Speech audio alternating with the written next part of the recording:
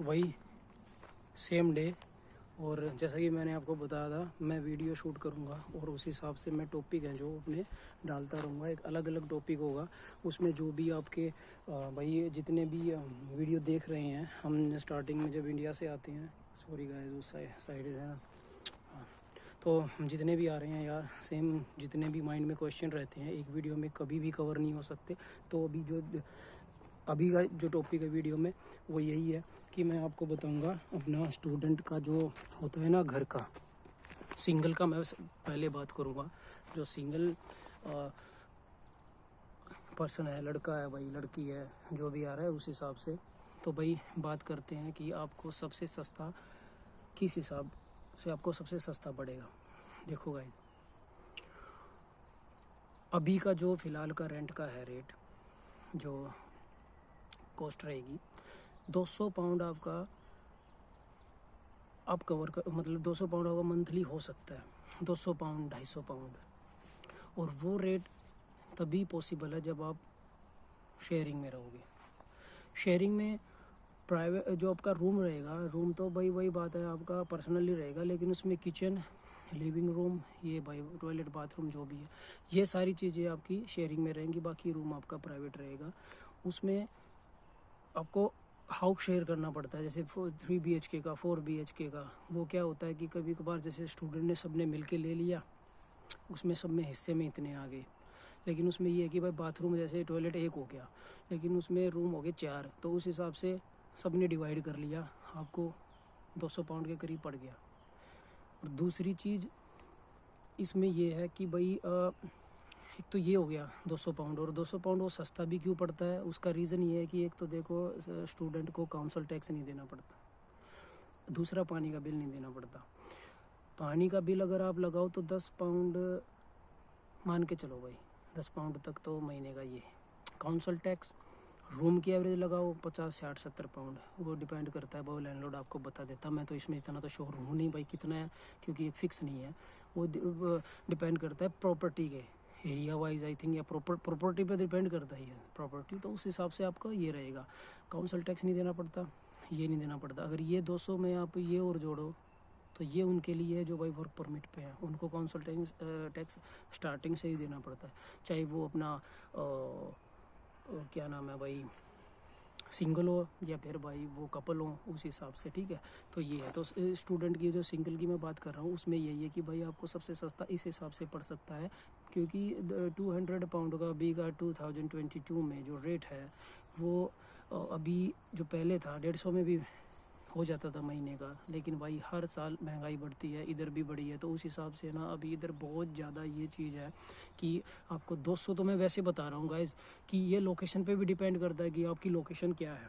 अगर आपकी लोकेशन महंगी सिटी है उधर, तो आप उस हिसाब से ही आपको मिलेगा। ये नहीं है भाई मेरा वीडियो देख के आप उधर से अपना बजट का हिसाब लगा लो कि भाई इतना भाई ने बोला था और उस हिसाब से भाई चलो भाई करो चढ़ाई, फिर तो भाई वही बात है।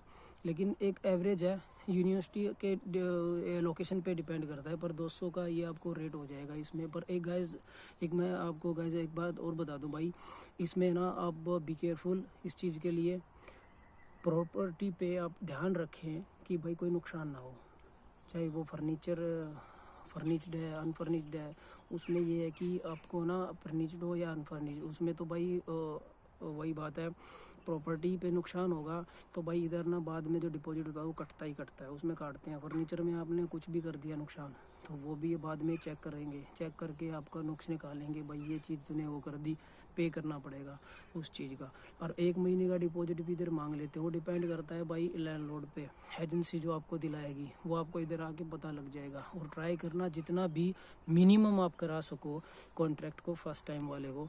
बाकी तो भाई जिस टाइम पे वही बात है, कई होता है ना कि भाई सिचुएशन ऐसी होती है कि हमें रूम लेना ही पड़ता है, तो भाई थोड़ा बहुत कॉम्प्रोमाइज़ करना पड़ता है उस टाइम पे। जैसे कि कोविड में जब आए थे इधर, तो कोविड में लॉकडाउन में इस टाइम पे क्या था कि इंडिया से बुक कराना पड़ता ही था, 10 दिन का क्वारंटीन था और बुक कराना ही पड़ता था, होटल भी नहीं करा सकते थे।